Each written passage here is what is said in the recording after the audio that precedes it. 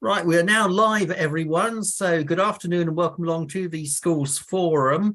We have apologies today from Jenny Baker, Sue Butler, Stuart Bevan and Tim Griffiths. And the first item of business is the one that was held over from last time, the election of a chair. Do I have any nominations? Please. I'm happy to stand on the basis that somebody may have contacted me to say there'll be a vice chair. Is that seconded if Stuart puts himself forward? Roger has seconded you, so it's all over to you, Stuart. But we will now, of course, then, as you were the vice chair, have to ask you to elect a vice chair. Thank you very, very much. Is there anybody who would like to put themselves forward to be vice chair? I will stand for vice chair if that helps. That's very much over. There you go. Any seconders? Second. There we go. Thank you very much, Liz. That's very kind of you. Okay, we'll crack straight on then. Are there any declarations of interest, first of all? We don't believe there are any of note, so no declarations there. I don't believe there's any substitute members. Sorry, go on, Paul. I've missed a bit. I'm sorry, I just need to check with Derek if we're quorate enough to do this voting. Yes, I'm we really, are. really sorry. Okay, good. Thank you for checking. Thanks for confirming. That's brilliant. Okay, thank you. And I've just got to go through some bits at the beginning of the meeting, actually, just to make sure that everybody is aware the meeting is being recorded and it's being conducted in accordance with the council's remote meetings protocol and procedure rules. If anybody wants to chip in, please do just raise your virtual hand. If we can have microphones muted unless you'd like to speak, and preferably cameras on. Voting will be by general assent. And Joanna, are you happy to do the attendance from the list of names in the meeting? Yes, I can do that. Perfect. So we haven't got any declarations of interest. So we'll go on to number 4, which is minutes and matters arising. Did anybody have any issues with the minutes? Anything they want to raise? Lovely, thank you. In that case, I think we can only see 2 actions, and they were both for Nathan. The first one was point 249, which was about making sure that Garth Hill had been correctly titled in correspondence and had been correctly noted as North Bracknell. Has that been done? That's been done, Stuart, yes. Perfect. In that case, Nathan, the next item is also for you. Inquiring around how the issue of parents not knowing how to access SRPs was going to be resolved. Okay, so that's broadly part of the findings out of my review. So I'm currently working with SRPs to develop a consistent way of allowing parents to understand what the offer is. So I've done some benchmarking, and some SRPs have good quality websites that detail their support and what differentiates their SRP. So I'm working with all the SRPs to develop a consistent approach that will be detailed on the local offer on an SRP page. So parents will be able to link in with that. That will also detail admissions process as well, which is part of one of my actions following the review as well. Okay, thank you very much. Sorry to interrupt. I just had a phone call from Simon saying that he was sitting in an alternate Zoom meeting. He's just joining now, but he said that there were a few other people sitting in the previous link pool. So I don't know whether you want to send it out again. Hi, Liz, I found you. I was in the same meeting. I think what the trouble is, there's a Teams link and a Zoom link. So if you click on the Teams link, you go to a different meeting. So we were sat in the Teams link and then realised, because myself, Simon and Councillor Barnard were there. So I think we've all come across, but obviously if anyone else, I think Cheryl's just started the Teams meeting. Okay. Do you want me to drop out, go and get them and bring them back to this one? If that's possible, Neil, thank you. Of course it is. I'll do that now, yeah. Okay, we'll just pause momentarily, but is everybody happy with Nathan's response to that first action? In that case, I think we're happy with minutes and matters arising. There is one AOB, just whilst I'm filling, which we'll bring up at the end of the meeting. There was some information released in the autumn statement about education, and Paul, I think you're going to give us an update on that at the end. Yes, that's fine. If everyone's happy with that, I'll do that. Yeah, the limited update that it is, obviously. Okay, thank you very much. Derek, are you happy for us to plough on, or do you want us to wait for others to come in? I don't know I whether would carry on if I was you, because Okay. they'll be with us any second. I don't know whether It it's is. the right time. Is there an opportunity to raise an AOB about the restructuring of SEN within this meeting? Yes, that is a good point. I had messaged Cheryl, and I believe it is being raised. So either as one of the items, and if it doesn't come up as one of the items, definitely, if you wouldn't mind bringing that up at the end, that'd be great. Paul, you've got your hand. Yes, I have had a message from Cheryl saying she's trying to get into the Zoom meeting, but it won't let her in. She needs to update an app or something. So I'm sure she's trying to do that, but you know, I think we just need to bear with her a bit longer so to see if she actually succeeds with that. So that's just an update that I've had from Cheryl. That's the same thing I had to do. Luckily, it only took her a couple of minutes, so hopefully it won't take her long. Okay, thank you. Paul, is item 5, the budget monitoring, is that one you can do without Cheryl, or do we need to wait for Cheryl to join you? It depends. Yeah, I'm happy to introduce it. It depends what sort of questions come up about any of the particularly if there's any questions on the variances on the budget report. I mean, that would normally be down to Cheryl as the service operational lead to explain those things rather than myself on presenting the numbers. Can I jump in, Paul? I've just spoken to Cheryl. Her Zoom version isn't working. She's trying to update it. So if it doesn't work, she's going to join on her phone. But it's an IT issue where it's saying she needs 5 point something point whatever and she hasn't got it and it won't upload. So she's on her way. So I don't know if you want to start. Do you want to start presenting the report then, Paul, and we'll hope that Cheryl joins us at some point. Yeah, that's fine by me. That's right with you, Chair. Yeah, I'll do that. Thank you. Okay. Yep. Thank you very much. So this is agenda item 5. So this is the school's budget 22-23 budget monitoring update. So the purpose of this is just to give you an update of where we think the current financial year is going based on the information we have available at the end of September. It is an annual report, so like lots of these things, if you've been here for a few cycles, it'd be a familiar sort of layout and the sort of issues that arise, but obviously different things occur each year. How the report is structured is that there's a summary of the initial budget decisions that were agreed as part of setting the budget. Then there's some items that indicate some changes that have occurred to date, mainly around some of the updated dedicated schools grant allocations that occurred during the course of the year, mainly around the high needs block and the early years block. And then there follows a summary of the forecast and the under and overspending projections we have against each main area of the budget, and that sets out the variances that are above or below £20,000. Obviously it concentrates on the higher value areas. In terms of the overall budget, just as a reminder, you'll know that was set in the context of a large deficit being forecast. So we were expecting for this financial year to overspend again in the region of around £7.5 million. As I say, the information we have at the end of September suggests that will probably be near a £7.7 million, so around £200,000 higher than what we were expecting when the budget was set.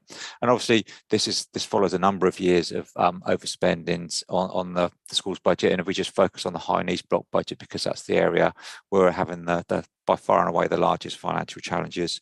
By the end of this financial year, the deficit on the high needs block will probably be is forecast to be around £22.8 million. Obviously, that's a huge amount of money, considering that's greater than the annual income we get on the high needs block. So I think you're all aware of those sort of things, but just to remind some of those very large figures that we have there.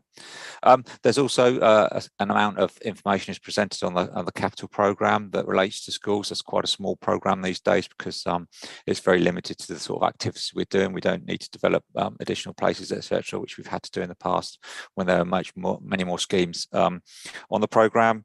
So I'm not intending to comment or highlight any particular variances in those. They're set out to the level that hopefully gives you an indication of what the main issues are. But obviously, it's we're here to answer any questions as best we can. And as I mentioned at the start, probably most of those would be towards Cheryl. But I mean, I think it's up to you, Cheryl. I presume we'll see how we go on that, I guess.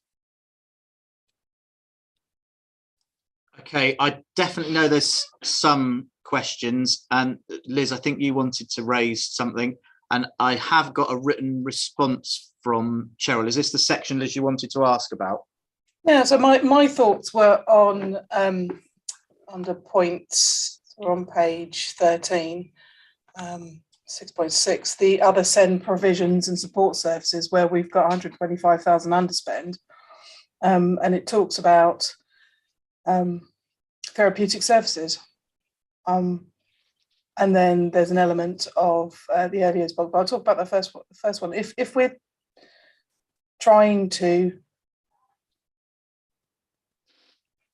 help children at an early point, surely we should really focus on the £132,000 underspending in therapy as a priority. We've got the money.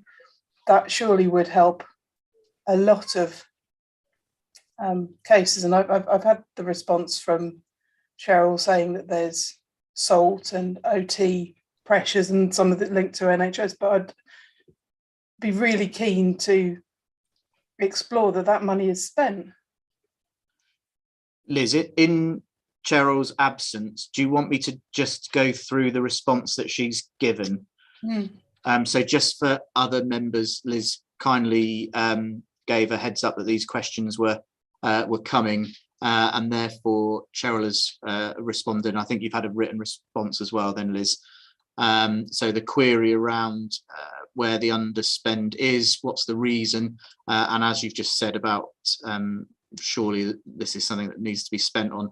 The response has come back that says the budgets which make up the underspend are the sensory consortium. There are some small room hire costs consortium for consortium staff. Majority of the underspend in this area is the family psychotherapist post that was due to be within early help. The post has not been there, and so the recharge will not be carried out. That accounts for £59,000 of the underspend. The second area was speech and language therapy. This is a contract with NHS Berkshire. It costs about £205,000 per year. On top of this, we spend £8,000 for room hire. We have a budget of £231,000, so there's an underspend of 18 there, so 18 from speech and language. The next area was occupational therapy. That's a contract with NHS Berkshire. We haven't paid any financial invoices for this financial year, but it's due to cost £37,000 a year from a budget of 47. So there's another underspend. And then finally, integrated therapies at the Rise. This budget was to increase NHS Berkshire contract when the Rise was set up. In the last 2 years, we've not been charged any additional money by NHS Berkshire, having been told that the work is covered by the initial contract.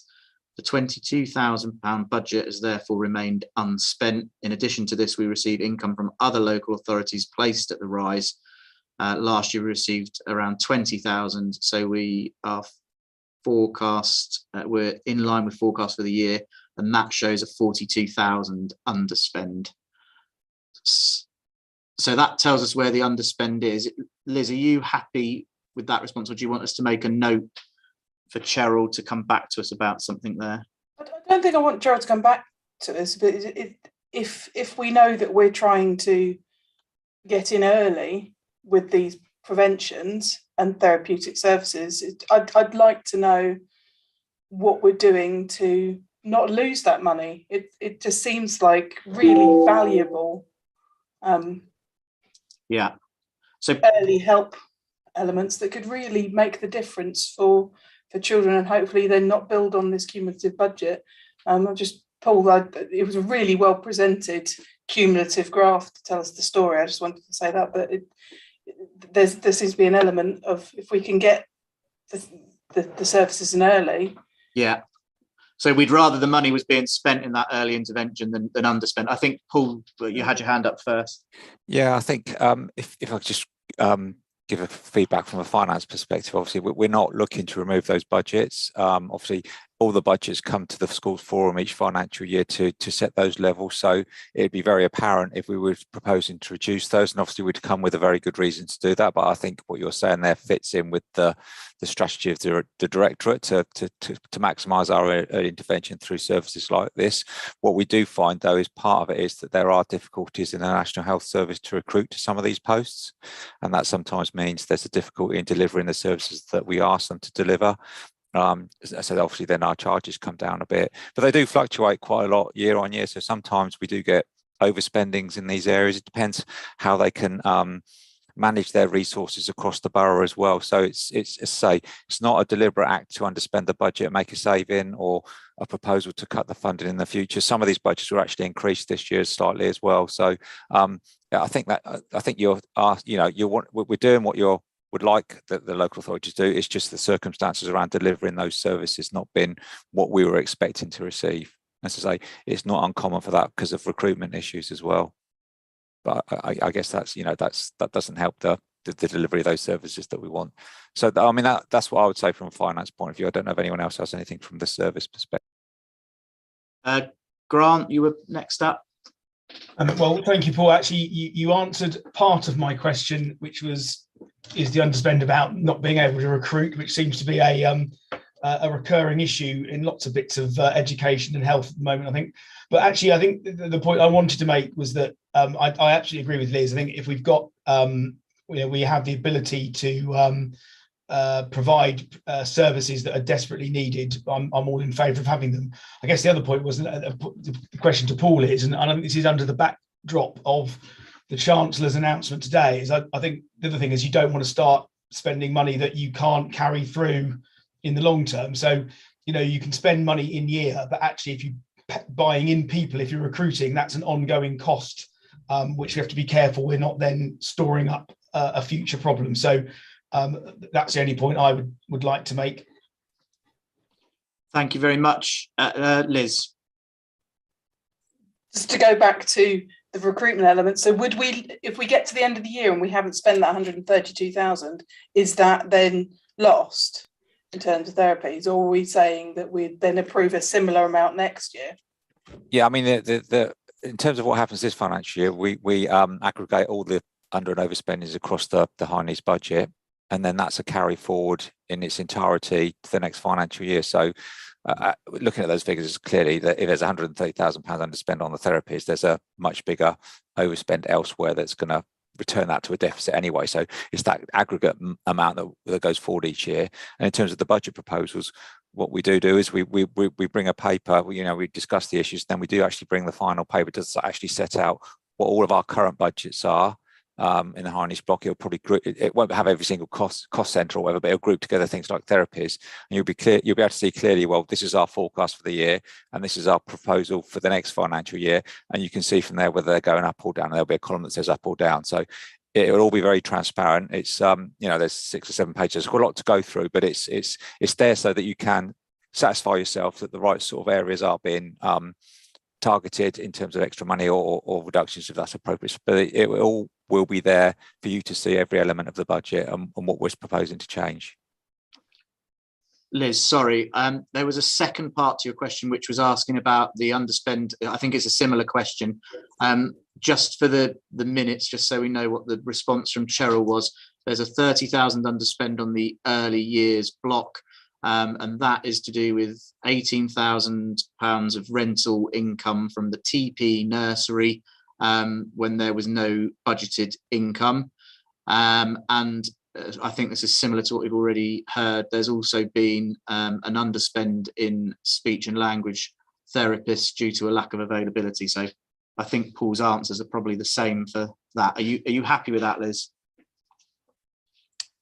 Okay, are there any other questions for Paul on the budget monitoring? Go on, Roger.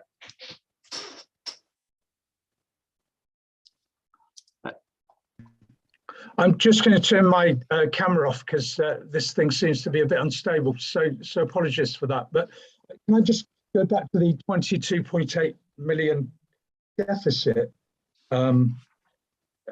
Where are we with that? I mean, I got the impression through reading that it's something that we may have to consider paying back. So that's the first question, or is that written off as I thought previously? And then in relationship to that, if that is written off and it's from 2020 to 23 when we have to go forward and meet those costs, how far are we now with reducing costs so that we've no longer losing something like £7 million a year? Paul, are you able to pick that up? Yeah, I'll do my best. Yes, thank you. Yeah, in terms of the debt that's been accumulated, no, there's no indication that's going to be written off. The DfE will fund that. That's going to stay with the local authority, the school's budget within the local authority. Going forward, the original expectation was that the DfE were saying for a couple of years, you need to forget about that. We'll keep that in our accounts, because the way that local government finance works is that the council has to have a viable plan to cover all of its potential debts, and that would be a debt that we may have to pay off at some point, and that therefore means within our overall financial planning, we have to have a plan that shows that we can repay that. And that obviously then it doesn't just feature in our education related responsibilities, it falls into all our other local government responsibilities around social care and those sort of things. So it was placing a big danger across a wide number of local authorities about having local authorities becoming financially unstable or unviable. So that's why that decision was taken. The original expectation was that that would come back onto local authority books from next April. But the expectation at that time was that most local authorities would be moving towards a position where they had a sustainable high needs block budget, so their spend for the year was being contained within their annual income.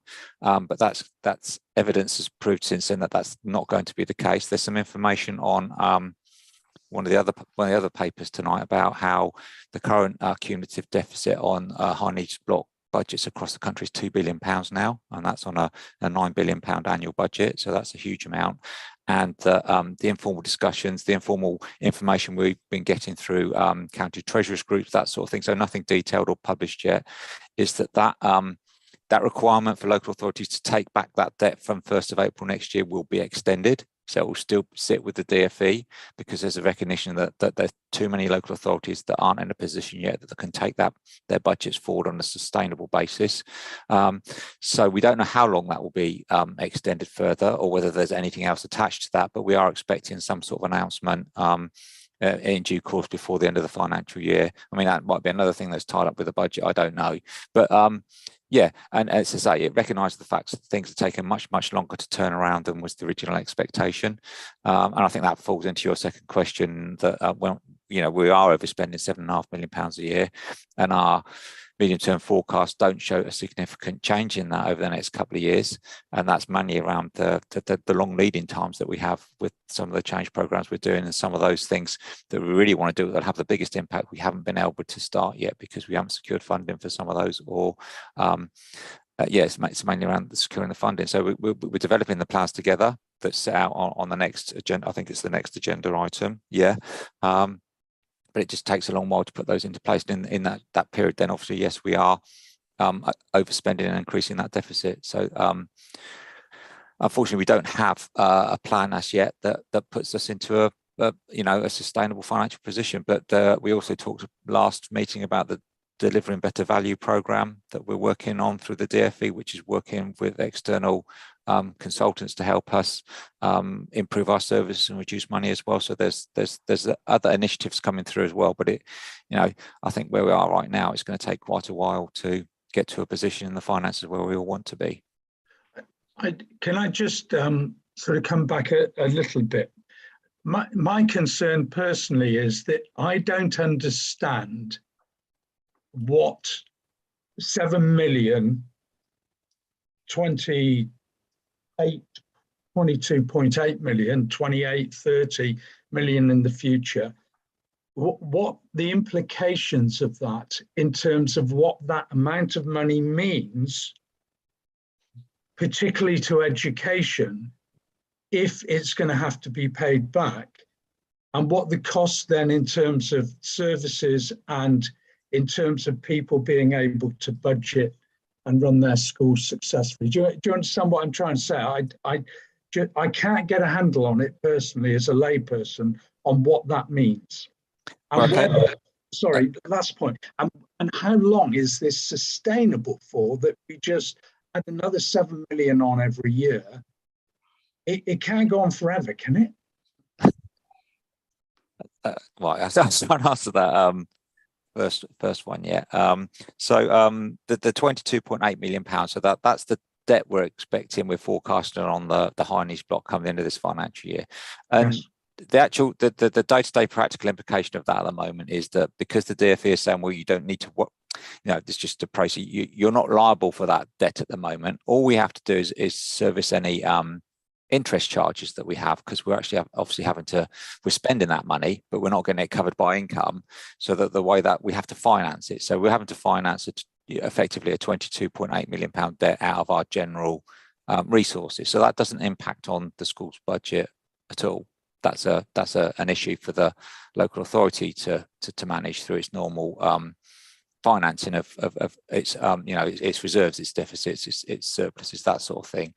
But in terms of getting to a position to pay that back, no, that is the big concern. It's a huge concern for the local authority. It's very it's one of the biggest challenges I think that we've got as a local authority, and it is being viewed in that way by the senior leaders across the council. So the Director of Finance is acutely aware of it, as are our corporate management team. But as I say, we're not at a stage yet that we can come up with a plan that gives us confidence that we are going to be balanced our budget in a certain year's time. We still need to keep working through that on our plan. So, and we get some breathing space on that while the DfE say that they will manage the cumulative deficits of local authorities in this area. But we're not expecting them to be written off. We're expecting there to be a period where we can improve our budget position to get to a position where it is sustainable. And that'll be the first part. And then the second part will be, well, what do we do with the debt? Yeah, and there are no answers to that yet, I'm afraid. I think it is a key point, because I think for a while we thought that debt might remain with the DfE, but now we're quite clear that eventually it will be transferred back to the local authority. So it's a delay as opposed to a write-off of the debt. Is that correct? That's our understanding at the moment, yeah. Okay. Grant. Thanks. I'm just thinking perhaps we should ask Martin Lewis for some advice of transferring our debt to zero interest credit cards. Paul, I'm glad you appreciated that, Paul. I just think there's a huge risk, isn't there? As a Bracknell Forest resident, I hope that my council tax isn't going to go up to service this debt, and I expect lots of residents will feel much the same way under the current circumstances. But my biggest fear, joking aside, actually, is that at some point you're going to have to start reducing the amount of money you're giving to schools to support children with SEN. I think this is the elephant in the room, isn't it? And actually, I have some advantage perhaps in my current role for the Greenshaw Learning Trust. I'm actually working across 4 different local authorities working with SEN. And that is the absolute strategy that local authorities are taking. That the amount of money that are going into schools when provision maps are sent in, that are being depressed to the point whereby sometimes, what the local authority believe a teaching assistant costs 1-to-1 throughout the day, and reality are completely two different things. It becomes fantasy. And this, of course, is putting huge pressure on schools. And in those local authorities, they're seeing increased suspensions, increased permanent exclusions, because schools cannot cope. And that is my big fear. And I actually really just want to say that I think this is an elephant in the room. The announcement today of the government saying real terms increases of about 1%, which actually didn't make any sense given it's going to be 1% lower than growth and taking into account inflation, which is significantly greater than 1%. DfE is going to be making cuts. It's not going to be able to service that level of debt. We need to be planning and seeing this coming. I just think there's a huge risk here that we're just going to kind of say, oh, well, the DfE are giving us extra time, 2 years, but we're still going to be racking up deficit of £7 million for the next 2 years. It's going to be 30 million in 2 years. I'm really, really concerned. And I'm actually concerned because the young people of Bracknell are going to get it in the neck. But actually, it's also going to be school leaders, teachers, teaching assistants who are just going to give up and say, actually, I can't cope with working in this environment anymore. So I just feel there is a real risk. I know, Paul, I'm saying all this, you're not going to be able to solve it. But I do think we need to start talking about it and actually, in a sense, taking it a bit more seriously. I just feel the can is being kicked down the road. And thank you. Can I just come in there, Paul, please? It's Gareth here. Hope the signal's okay. Absolutely take on board what Grant has just said, but I think our strategy very much in terms of the SEND recovery work that we're doing is to try and make sure we mitigate that risk. We recognise there's this long-term debt. What I think Paul was alluding to is we've got to get on and actually deliver the special additional provision so we can place more children in Bracknell Forest. Therefore, our placement costs and support costs will come down. But we absolutely have got to make sure that we maximise the amount of money that goes to our school to keep and support our children in mainstream school where at all possible. In terms of DfE funding, I think there's a lot of opacity in terms of what has gone on today, in terms of what we understand, what they mean by what they say they mean. But my understanding is that if DfE changed in the next 2 years, the their rules around this debt, there would probably be something approaching 90 top-tier authorities that would be issuing 147 notices. So the scale of this debt across the UK, certainly in England, in English councils, bankrupt pretty well every local authority there was. So I suspect there's going to have to be more creative and imaginative plan. Otherwise, Grant, you're right. You're going to find in time that the money is being passported to do this. But at the moment, and I think Cheryl was on the call, I mean, he's probably confirmed this, our strategy is to make sure we maximise the amount of money that we can put in schools. And that forms part of, I think, our response to the written statement of action. Absolutely happy to take it up. And by the way, just on that, in terms of the DfE announcement, I don't quite know what that means. I have asked a number of questions of the Member of Parliament to seek further clarification from DfE if guidance is not forthcoming, but recognise very much it's not just in this area, but it's other areas where there are significant financial pressures facing the schools. So absolutely get it, and I think it's a point well made. Okay, Grant, I do think we need to capture that somewhere, because the recommendations on this report are that we note the facts and figures, which I don't think we can dispute. There's nothing to vote on there, so I think we have to note the figures that have been put in front of us. But I think we should also note in the minutes our deep concerns about how this is managed going forward, and the potential impact on SEN students within the borough, but also all students within the borough, because there's a potential knock-on to everybody. And Paul, I don't know as a schools forum whether we have any more authority to do anything other than note and express our concerns.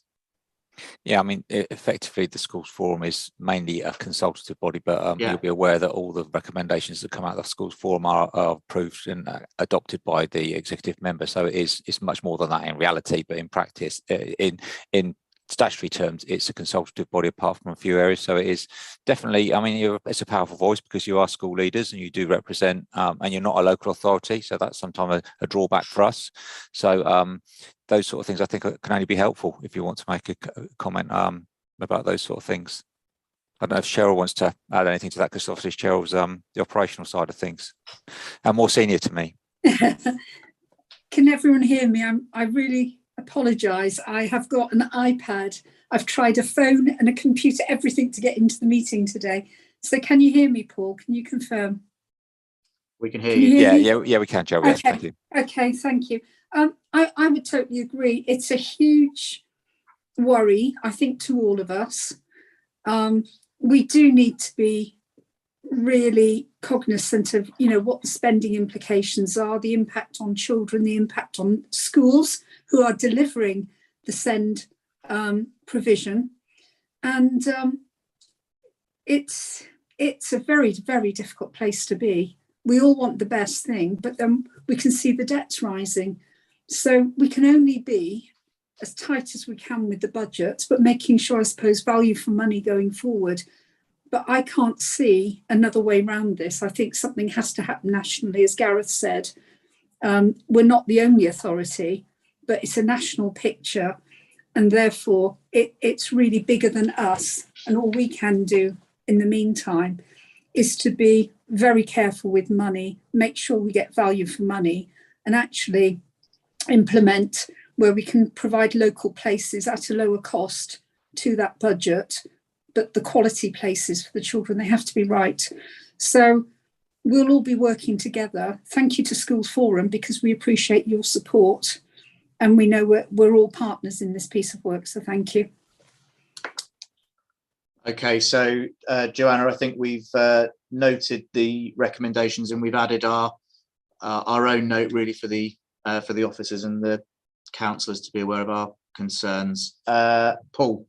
Yes, so I think I'll suggest it'd be helpful if we go through the minutes afterwards, and I'll send you the transcript so that you can agree the sort of comment you want to make on behalf of the forum, and then you can all collectively agree that at the next meeting. So I just suggest that's probably an effective way to take that forward, that comment forward, and make sure we capture exactly what you want.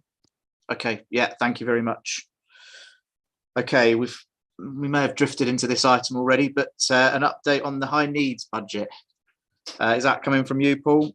Yep, thank you very much, Stuart. Yeah, so this is page 21, and this is agenda item 6. So yeah, just looking at very early stages of the next year's budget. So this is really fleshing out the areas of the main features that we're looking at developing. So it's sort of a co-production between finance and the operational side of things. So Cheryl, what we're asking today is to say, here are the things we think we should be looking at. The big ticket items, do you agree with those? And it's also the opportunity for you to raise any other particular areas you think we should be looking at, so we can build them into the budgets going forward. So it's really part of trying to have a very clear and transparent, as easy as we can in these sort of meetings, sort of consultation on what should go into the budget next year. There are, again, we talked, as Stuart said, we talked about some of the facts and figures in here on the previous item, so I won't go through those again, but it's obviously this is setting forward our plans for the next couple of 3 years. So they're very important items for considerations by the Schools Forum. So I don't think I really need to add anything else to that. The main items we're seeking your views on paragraph 6.9. So I think I'll just hand that back to Stuart, if that's okay. Thank you very much. Grant. I just wondered, given that the paper was obviously published a few weeks ago in preparation for this meeting, and just thinking that we've had a statement today where the Chancellor has set out his fiscal rules, whether we are confident that the assumptions in the paper, and noting that Paul is not clairvoyant and I'm sure not privy to Jeremy Hunt's thinking, are we confident that those figures now hold true? There's been assumptions of sort of 3% increases in funding, given that isn't what he said today. And would we be better to wait until there's a little bit more information from the Treasury and the DFE than making admittedly early assumptions on the budget based upon what might actually end up to be fantasy? If I could come back on, I mean, this paper isn't presenting any figures for these items. Grant, what we're trying to say, these are the issues we need to look at. Take on board, 100% agree with what you say there. Things could have been turned, there's been some announcements today that we haven't got to the bottom of. We'll talk very briefly about those at the end, because they are that the exact nature and implications from them are just not known at this stage, but there are some very high level information which looks quite positive, but we need to get that detail to be sure. So yeah, this is not trying to say inflation is going to be this or income next year. Well, it's going to be 3%, but that income next year does reflect a 3% figure that the DfE have previously quoted. But as you say, we need to wait a bit more, get the detail out of this statement and see if that changes in any way. So this is just getting, yes, these are the areas we should be looking at, and we'll be working on those over the next few months, bringing back regular updates to you, and that will change as we get a better understanding of that financial situation as well. And you are right, Paul. 6.9 is a significant point, and there's an awful lot in there in terms of bits and pieces which are being considered. And I think, Cheryl, that they align with the written statement of action as well.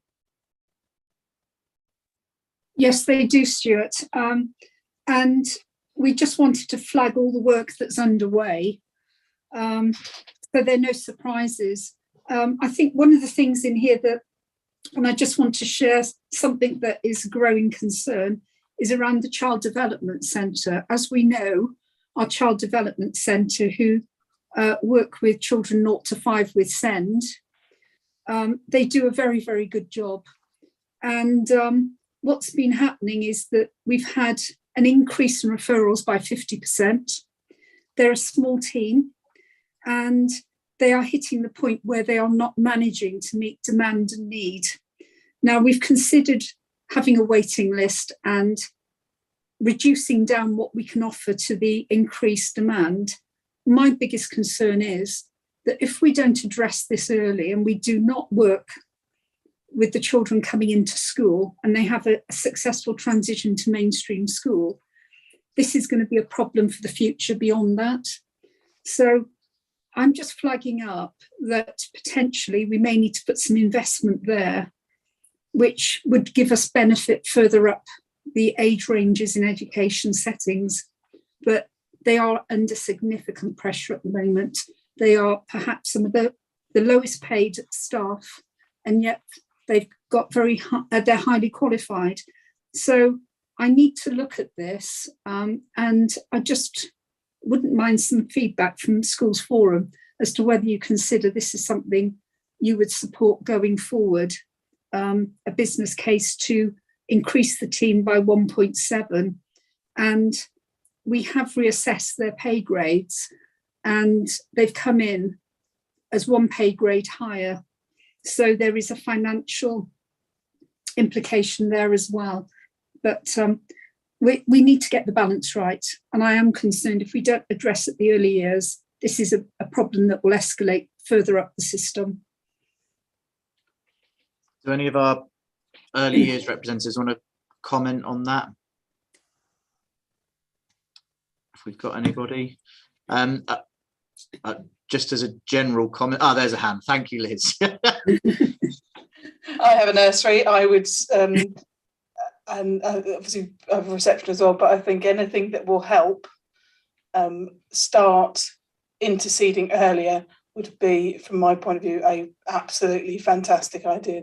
It's hand to mouth at the moment with not only school nurseries, but all those providers who support before they come into mainstream schools. So sitting on the early years forum with Cherry and hearing the difficulties that other colleagues have outside of schools, I think anything we can do to alleviate that pressure would be beneficial, because it would get it solved earlier.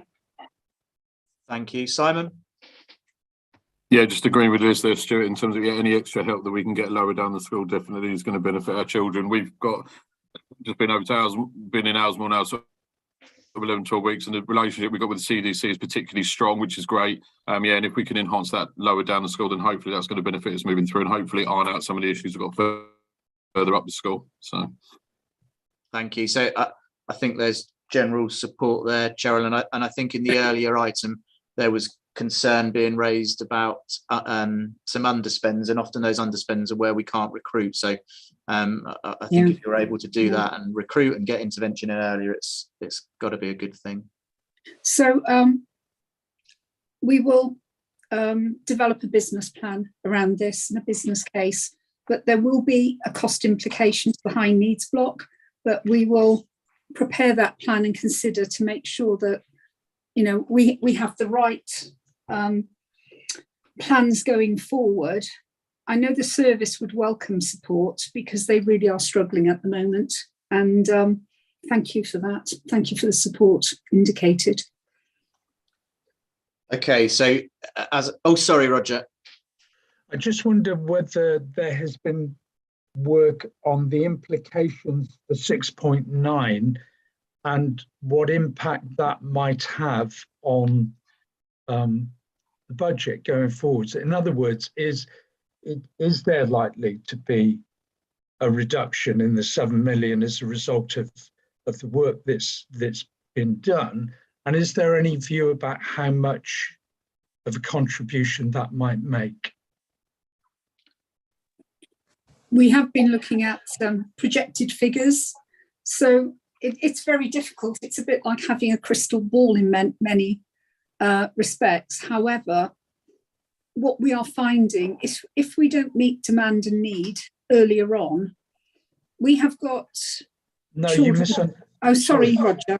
Sorry, I do apologise. I think you're misunderstanding me. I'm looking not at what you were talking about, and trying to support youngsters at very young age is a laudable thing to do, I think, and I agree with your principle. What I'm trying to look at is an overview. Has there been any work done that will inform you and us that the 7 million per year additional debt that is being built up is reduced through these methods? Are there any predictions or work that because presumably there must have been in order for this to be moving in the right direction whilst providing the support that our young people in schools need? Is it, have I come in there, Cheryl? Please? Yeah, I was just going to say the DBV project. Yeah, I mean, yes, we have done medium-term forecasts, and they've been presented to the schools forum each year as part of the budget setting. We usually predict forward at least 2 financial years, and the last set that came here did indicate a reduction in the deficit each year. It's still a sizable, around £7 million, but it was coming down. But as you say, every year we have to recalculate those because there are so many things that are estimates when we put those medium-term plans together. Better information comes through, there may be some delays in something, there may be other things that can be escalated, other issues may emerge during that period of time. So yes, we do medium-term financial planning, and the intention is that after this meeting today, if we get a firm idea of the sort of areas you want us to look at, we will be updating the figures we have now for the initiatives that you agreed today. We'll still be, it won't be nowhere near the final position, but we're aiming to give some figures at the December meeting, and then they'll be updated again for January, and then there'll be a final set of figures in March. So those should evolve through that process as we get better information. And it may well be at some point we decide, well, some of these need to drop out or some of these can be accelerated or whatever. But until we get a good idea that we're looking at the right areas, we don't want to spend too much time presenting figures to you that could be misleading. But that's the intention. Those figures are coming down quite slowly to start with, but we have got them. We are projecting forward on all the schemes we're looking at, and that will get updated, as I say, constantly throughout this process. Thank you. Nathan, is this the item that you want to come in on? No. Okay, so if we go... Can I just say something? Sorry, Stuart, can I say, just very quickly, I fully support what Cheryl said. I think my take is that if we invest in the Child Development Centre and we achieve, you know, some really good outcomes for those youngsters, I think there's a sense for me that the pathways they might follow through the education system might result in a lower cost of support and better outcomes. So I kind of view it a bit as an early investment, you know, an invest to save an early intervention that could actually bear significant dividends in terms of impact on the higher needs block in years ahead. It's that sort of holistic approach, but it's often very hard to quantify that, but sort of the gut instinct suggests that it's the right pathway to think about. Yeah, and that will form part of our medium-term plan Councillor Barnard. So we will look at the cost of the CDC in real terms, but we will then be looking to see, well, what is that likely to do in terms of the future placements that we're now going to prevent. So we will be looking at that and factor that into the plan as part of the business case. So Paul, if we go back to the recommendations 3.1 and 3.2, that they are related, aren't they? Because the forum's being asked to agree to the development items in 6.9, and then you can go and start doing some modelling. And then is 3.2 about anything else that forum thinks is missed, or any other ideas that we have? Yeah, exactly. That's what it is, Stuart. Yes, please. Okay, so let's do those one at a time. So are we all in agreement with 3.1? So the current ideas. Anybody disagree? Okay, agreed.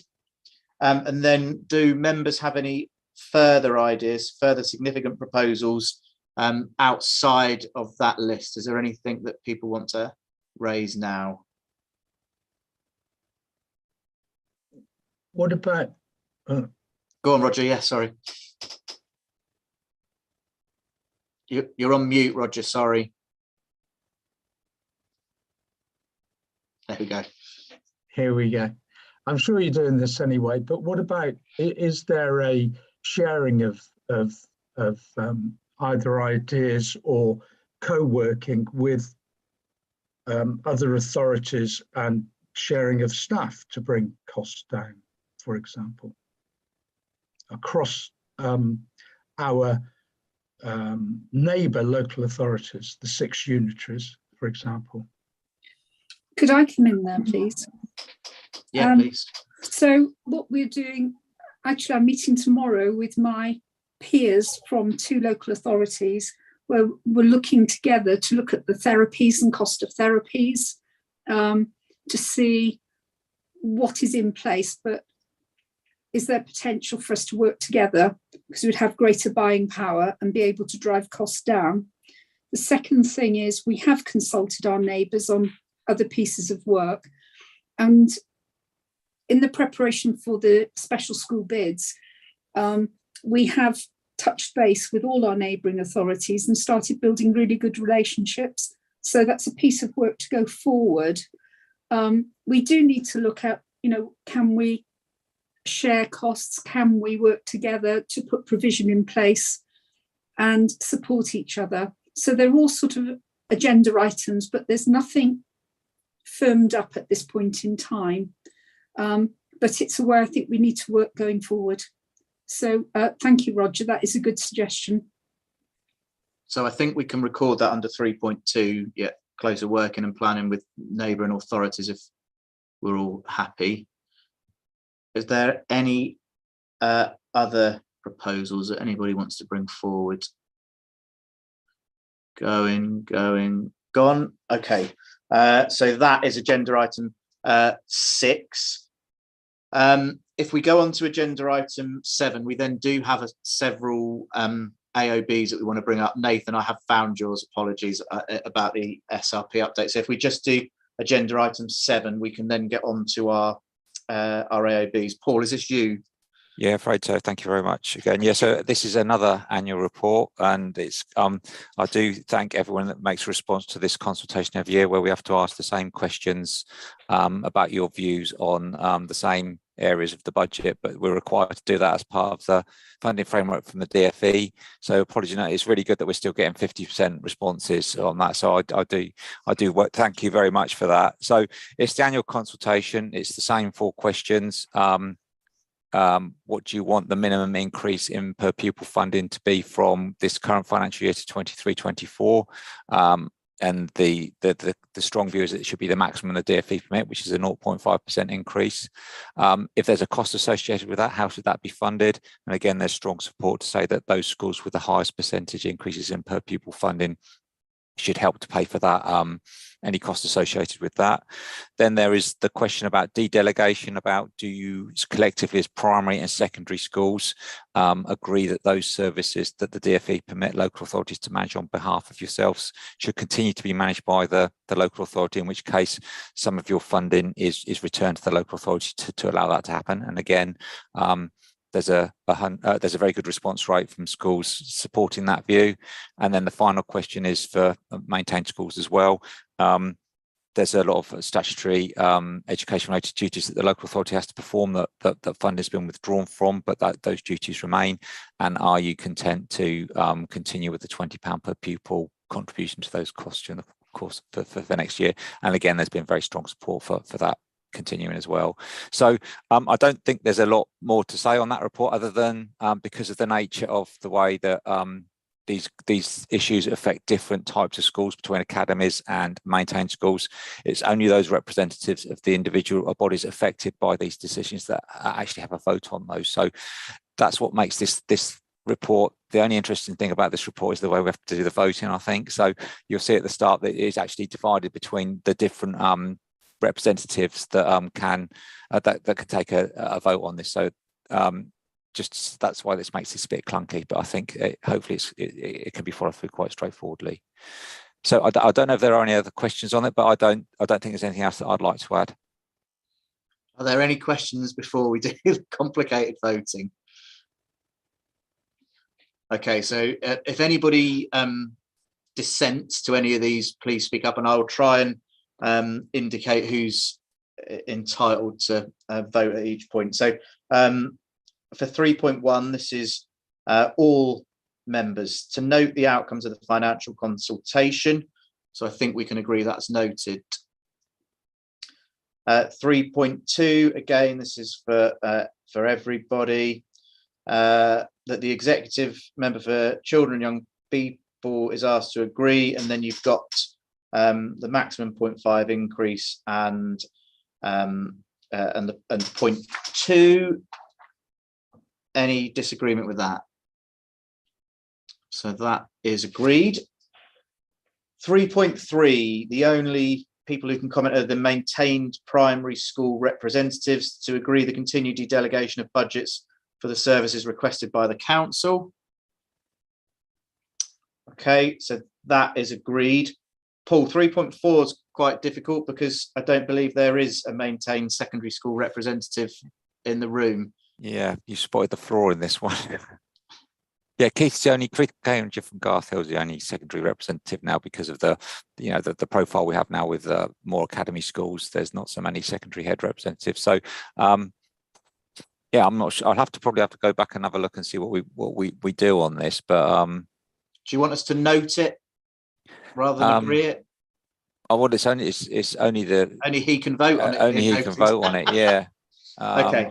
So I think we'll have to leave that one. It may well be we need to bring it back to the next meeting that Keith's in attendance to see what his views are on that. So, but I think we need to move on from that one. But thank you. Yeah. So we'll carry forward 3.4, and then 3.5 is for maintained schools only, including special and PRU, and that's to agree the £20 contribution. Is there any disagreement on 3.5? So that is agreed. Good. Thank you very much. Right, we've got a number of AOBs. Nathan, after sitting here for nearly an hour, you were going to give us an update on SRP, but I think you've suggested that it might be better to do a fuller item with a paper on the 8th of December. Is that right? Yeah, I mean, that works for me. I can do a quick update now. I've actually had quite a few meetings over the next week, so there will be quite a bit more flesh to put on the bone. So I'm quite happy to make sure there's a more robust paper for the 8th of December. Yeah, if you want to give us just a minute update, and then we'll have that as an item on the 8th. Yeah, absolutely. Thanks, Grant. So just as far as the most critical thing, we have updated our SLA. That's now gone out to all schools for consideration and sign off. And within that picks up a couple of things such as 50% mainstream occupancy and doubling up of occupancy. They've been removed for the SLA. I've started the review of Meadow Vale. I have a meeting with the head teacher on Monday. I've been engaging with health colleagues to understand the contract and how that works. And I've started doing some work with our parent carer forum to understand why they aren't choosing to send their children to Meadow Vale. Some pieces of work will be picked up with the banding tools, such as the defining level of need, as the banding tool does, set it out as far as mainstream, SRP and special schools. I've started to engage with all the SRP heads and collect their training needs. Some schools have come back and said, no, we're all good. Other schools, they're just revisiting, and I'm waiting for them to formulate those documentations for me.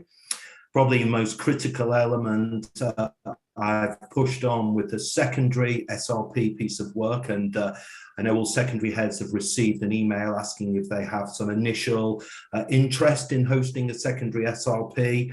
I've had responses. I've met with commissioning today, and we'll be moving that on to the next phase, as I have a meeting next week with a secondary head to discuss in more detail.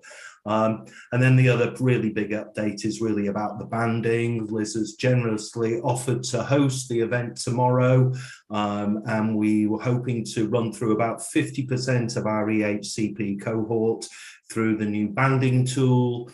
And then Paul and I will be moderating that and cross-referencing that against the current banding levels or funding levels for children within the system already.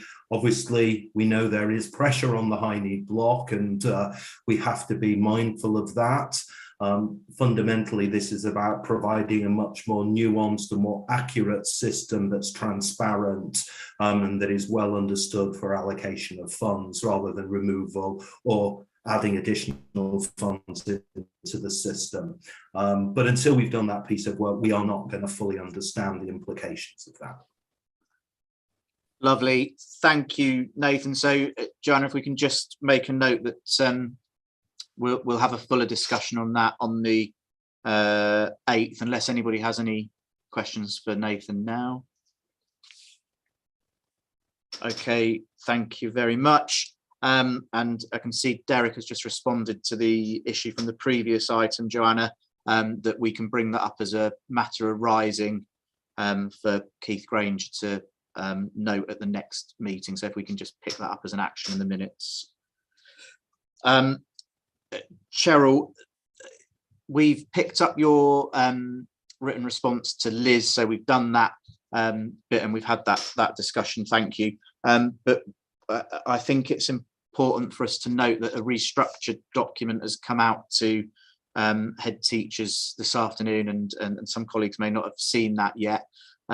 Did you want to make any comments on that, and just an opportunity for members to comment?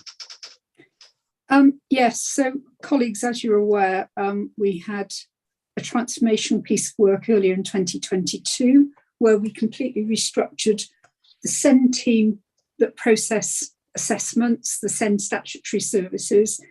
However, as colleagues are aware, the whole area needs a review. And so we then proceeded on to look at all the different teams, how they interact. We listened to feedback from schools about what they want services to provide. We've considered what the future looks like and how we should be responding to that. And so in light of all that, we have developed a number of models, but we have agreed on one final model, and it is in its proposed structure. It is currently in consultation. However, we would really value any feedback from head teachers and members of the forum regarding that, because we need to make sure that the new structure is completely fit for purpose. What we are proposing is additional capacity into the system, and we will have one head of service. This is the proposal, but an additional layer between the head of service and managers of strategic leads who will directly manage the teams below. And that will give the service area additional capacity and leadership and management, which it hasn't had for a number of years. Also, additional posts have been created or will be created. As we identified gaps, we didn't have any post-16 SEND officers.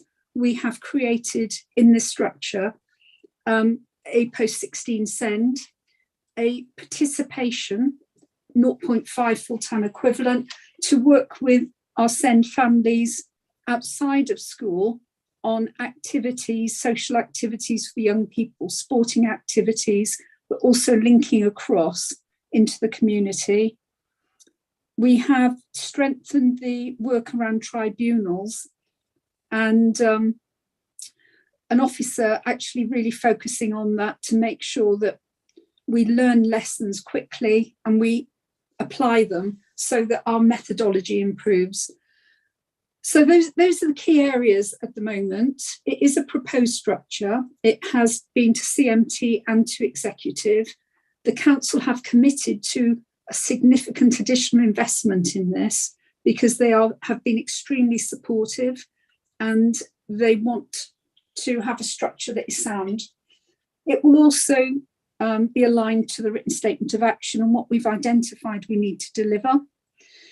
And going forward, we would appreciate feedback from heads today, any thoughts, and then once we move out of the consultation phase, we would like heads to support us on interview panels so that we together with our stakeholders are actually committed and we're part of this one system of where we're working with young people.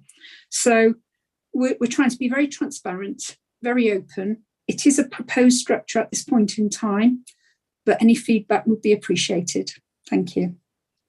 Cheryl, I just want to raise a couple of points. I think it's very difficult for us to give feedback on it now because No, not today. Yeah. Not today. So does this become an item for the 8th of December meeting? Is there any actual role? You've invited feedback from forum members, but is there a role for forum in this? I mean, are we within the timescale for consultation to feedback on the 8th of December? We would need individual responses back before the 5th of December is the finalisation of feedback. But we just wanted to share and forum to be aware. And also, I'm aware that some forum members who are not head teachers will not have had the documents. So I'd be very happy to send those out. So this is an invite, so you can have any initial feedback now, but this is basically an invite for forum members to input and feedback. And I think I'm just trying to look at the email now. It says the consultation process closes on the 1st of December. And the feedback is completed on the 5th. Okay, so if anybody's got any comments, you want that by the 1st of December. Please. Okay, now the hands are going up. Liz first. Sorry, I can't see hands on the screen of what I'm using, so. Go for it, Liz. Okay, so a 2-week consultation on something so that could be really transformational for us just seems very short. Is there any movement in that timeline? Why is it only 2 weeks to think through if you want to really consider and then hear about that feedback? I think if we want to respond jointly as a school forum to what could be a really transformational piece, but I think it just needs a little bit more time. And I can understand that there's lots of thoughts I initially had as why is the SEN column moved underneath, so the safeguarding column moved underneath SEN, and there's not many things within the papers I saw quickly this afternoon that explain that, and I just think a little bit more time to talk about it as schools forum, not to stop the process because it seems really aspirational. And my other thought was there's a lot of 2-year posts. If we're committed to making long-term change, why aren't some of these longer term, and performance appraisal is the element to move them on? So 2 things, Liz. This structure, by the time we go to recruitment and potentially people have 3 months notices, it could be May before we actually have staff in post, and we need to really move this quickly now. So take on board what you're saying, but any feedback would be appreciated and we will consider that. Secondly, as you said, 2-year fixed term. The when it was taken to CMT and then to executive, we've got to also factor in that the SEND reforms come in 2 years' time. And we need to make sure that whatever we have in place in 2 years' time is fit for purpose and aligned to the SEND reforms. We need to make changes now. We can't wait 2 years. But on the other hand, we can't also lock ourselves into a position where we need to make further changes. So initially it has been agreed 2 years funding with a review in 2024 to consider the next steps. So it's a transition phase at the moment for us. Okay, Debbie. I agree with Liz. This is a very short amount of time, and actually, I'm still getting my head around it because we seem to have been restructuring for such a long time. I'm not sure what the structure is currently, so I don't know if I understand what it's moving to. And I've printed copies here today to look at. And what I think I'm looking at is there are some existing posts that are on here with staff remaining in these posts, but there seem to be some that might suggest redundancy. Is that right? There's potentially one post that is will be deleted because it has been a combined post. Right. And the recommendations and feedback we had from school leaders was that they would support splitting that post into 2 managers. Mm-hmm. And that is the only post that is potentially to be deleted. Okay, and you've also sent this to head teachers, and the time span is just too short for head teachers. So I'm assuming, Are you asking for individual feedback from head teachers? Yes, please, and I will collate it. We do have a Dropbox, but you can't access it. So any individual feedback would be welcome. And if we want to do collective feedback, we have the opportunity to do that. Excellent, as well. Of course. Okay, I have another question. And again, I've only skimmed this, but there is a post on there, a new EAL teacher, full-time, time-limited funding. Yes. Ukrainian refugee funding. Yes. What is that funding? So it's the Ukrainian refugee funding that comes into the council. It was agreed that we would recruit an EAL post. Unfortunately, they've gone to recruitment a number of times now, and so far have not been able to recruit someone with the right skill sets. And is that the money that's coming, is that the 8,500 approximately that's coming per child as part of the Homes for Ukrainian Children? Is that money? No, this is a separate pot of money that comes into the council for additional work, and that would only be 1 year post anyway. It was felt that an EAL specialist with Ukrainian first language. Do that for a while, haven't we? Yeah. Okay. Whilst Gareth is here, and we're on the Ukrainian, and I know it's not part of the restructure, but I'm assuming, Gareth, that you are aware that the Homes for Ukrainian Children bring with them something like 8,500. It's not been decided what schools will get and what the local authority will keep. That's out in a consultation. But those children who are here, Ukrainian children who are here on family, them. We have tried raising it at different levels of the DFE, but I'm wondering if it might be something you can raise with the MP, because we've got about 15 children and only 3 qualify for any funding because the rest are here on family visas, and the families who are taking their family members in are not in any way able to support them for uniforms and whatever else it is they might need. And I know it might not be an appropriate time to mention it, but because I saw Ukrainian refugee funding on the form, I thought I would mention it. You snuck that in very nicely, Debbie. Gareth, are you able just to pick that point up about the unfair distribution depending on which system they've arrived? I'm going to say that's a yes. Yes, I can. Can you hear me? I'm sort of stuck there. Yeah, I absolutely won't pick that up. I'm happy to take that back because there's so many different schemes and things like that, but recognise that, so I was just saying, really, really keen to resolve that one. So as an action, happy to take that back. And if the forum members have any more detailed information, I think with Cheryl on the call that you could share with us, that would be helpful, Cheryl, wouldn't it, in terms of what we could look at. Okay, thank you. I will take that as an action as well, Gareth. We'll do that one together. Thank you. I can see you waving, Roger. Don't worry. Sorry, just on that, before I go, is it possible, Cheryl, we could write out to all schools just to check and see what the situation is across the borough on this? Would that be possible? Yes, Gareth. Thank you. Okay, just coming back to the restructure item. Roger, you had a point. Yeah, just I'd appreciate the paperwork as well, in that non-head teachers are given equal consideration on this group in future with paperwork.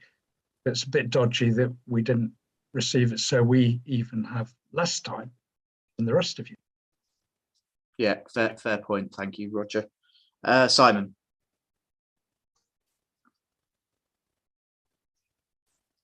Sorry, Stuart. Yeah, a couple of points. Firstly, am I right in thinking, so if this restructure is going ahead, because like Debbie, I'm just getting my head around the last restructure that I'm not quite sure is actually in place. Is that current? So the current structure that we got told about that's just been restructured, is that fully operational, or is that still kind of in the making? Now we're restructuring it again. No, does that make sense? No. So from what I can gather. Yeah. Phase 1 was the SEND case officers, managers, finance that deal with EHCPs and annual reviews and tribunals. That was restructured and appointed to. The recruitment started March 22. The last officer came into post on the 12th of September. That has not been changed at all. That was the first piece of work because that was the most urgent. However, we felt we needed to look at the leadership above all that, plus behaviour teams, specialist support teachers, ASD service, how they all support and work together. So this is the other part now that was not addressed initially. And as I said, the first part, that has not changed. There is no change. If anything, some of the new posts we're proposing will go into that team to support the work and actually expand that work. That's brilliant. Thanks, Cheryl. The other one was just picking up on Debbie's point there about I know we're going a bit off target, going back to the funding for the Ukrainian children. We were in FAB the other day, and that amount of money that Debbie's just quoted on the screen is not the amount of money that came out in the documentation from Debbie from the local authority in the FAB meeting. So are we able to get some clarification on that too, please, if possible? I will take that back, Simon. Thank you. Thank you. I can give you a quick update now if that's helpful. So the money that comes through, as you've mentioned, is an amount per pupil and is taken at a census point each term. So the government are collecting the information from us on that basis. So we feed that through and we get that money back along the lines. You said, I think it's about £2,000 for 30 years, 5 or 6 for primary, about 9 for a secondary. So I'm guessing those, but it's those sort of ranges. The consultation is proposing that roughly half that money is held back centrally to fund things like an EAL support. It's also some transport costs, some additional special educational needs, other bits and pieces, and the remaining half will be passed out to the schools that have the funding scheme is associated with. So the children not in the visa scheme, but not in the family visa scheme, but through this support scheme that the government have set up, and it's those children that were on a school roll at the census point for that term. And that money will then be passed on to those schools. So you're likely to get roughly half the amount that was indicated on the official figures. And that's basically in line with what that consultation is. I can't remember if that ended this week or it's ending on Monday. So it's and I think what I heard today was I think 57% of respondents from schools supported the proposals in that paper. So I would have thought it'll come out similar to that. But that's just to give you a quick update. We will fill that up with a proper written response, but I thought it was just worthwhile giving you that right here and now. Okay, as we're on Ukraine, Paul, once that consultation's done, those kids are in school now, and that money is needed urgently to support them. So once a decision is made, we should be coming out in December. Okay, the money will be passed on in December. Debbie, are you Ukraine or restructure? Both. I wasn't Ukraine until Paul said what he just said. It's quite interesting because not all schools in the local authority have taken Ukrainian children, and I feel quite strongly that the consultation has gone to everybody. and people who've not got any Ukrainian children are able to make a decision that the local authority keeps some of that money to then redistribute amongst everybody. The schools that have got the majority of Ukrainian children haven't got the same say. So I am a little bit concerned about that. Anyway, just note that. My question about the restructure is, I think, just glancing at it, that there are 8 to 10-ish new posts. Is that right? 9. There's So 9. that was a good guess. 10, that's all right. I just don't like odd numbers. I'm a Libra and I like things to be balanced. Yes. So there's 9. That's an expensive number of new posts. It's a significant investment for the council, but yeah, we really are committed to doing this and making that difference. So, but Cheryl, time's sorry. moving away. Thank you. Cheryl, it is the case that not all of that money is high needs money, that some of that has been funded by the local authority. It's worth noting. As Gareth will confirm, most of that money is from the council reserves, as indicated. If you look at the if you have a look at the proposed structure chart, it indicates where temporary posts are actually funded from. So this is a significant investment by the council. Okay, thank you. Right, one last point on this, because I've got 2 more AOBs and we've got 8 minutes. Liz.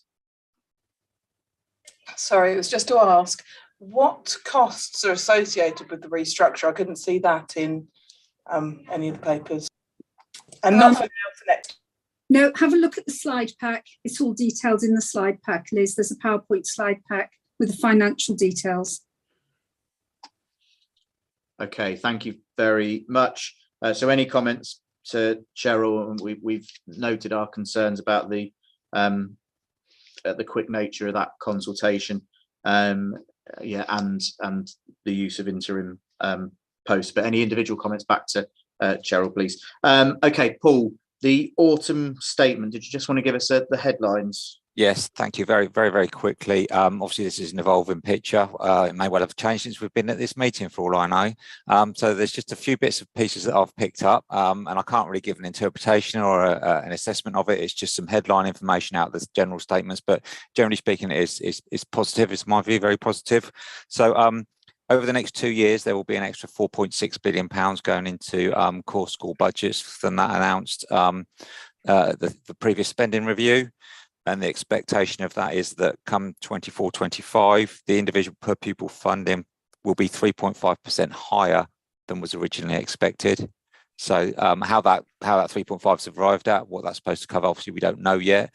Whether that covers everything, again, we don't know. But the expectation from that funding settlement is that this package will actually restore 2010 levels of funding, which has been a benchmark from when the funding has been reducing in real terms. To the average cash increase will be the same as. Sorry, let me read that again. It restores 2010 levels of per pupil funding in real terms and provides an average cash increase for every pupil of more than £1,000 by 24-25 compared to 2021. So we'll put these in the minutes. So there's 3 different sort of comments there. They're all saying slightly different things, but I think they're all positive, especially what we were thinking about possibly a couple of months ago and how everything was rising significantly and there was no indication that any extra money was coming out. So there is some. We just need some time to reflect on what exactly that means and how good a settlement that is. So yeah, as I say, that's what we've got right now.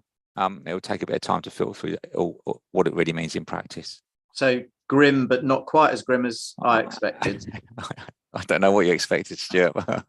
Okay, thank you, Paul. Right, the last little bit that I missed from the start, apologies, is just a reminder about membership. So I believe that we do have a new trade union representative, Paul Tatum, who's joining us at the next meeting.